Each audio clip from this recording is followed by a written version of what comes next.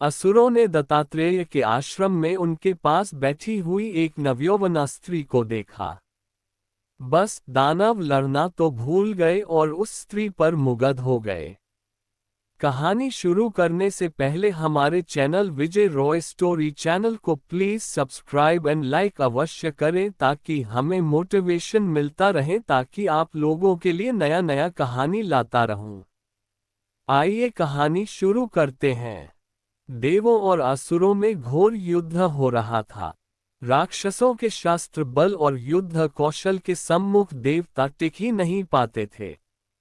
वे हार कर जान बचाने भागे। सब मिलकर महर्षि दत्तात्रेय के पास पहुंचे और उन्हें अपनी विपत्ति की गाथा सुनाई। महर्षि ने उन्हें धैर्य बंधाते हुए पुनः लड़ने को कहा। फिर लड़ाई हुई, किंतु देवता फिर हार गए और फिर जान बचाकर भागे महर्षि दत्तात्रेय के पास। अब की बार असुरों ने भी उनका पीछा किया। वे भी दत्तात्रेय के आश्रम में आ पहुंचे। असुरों ने दत्तात्रेय के आश्रम में उनके पास बैठी हुई एक नवयौवना स्त्री को देखा। बस दानव लड़ना तो भूल गए और उस स्त्री पर मुग्ध हो गए।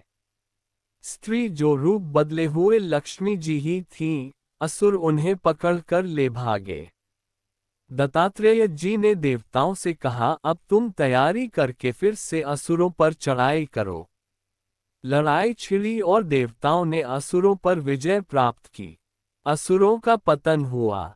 विजय प्राप्त करके देवता फिर दत्तात्रेय के पास आए और पूछने लगे, भगवान, 2 बार पराजय और अंतिम बार विजय का रहस्य क्या है?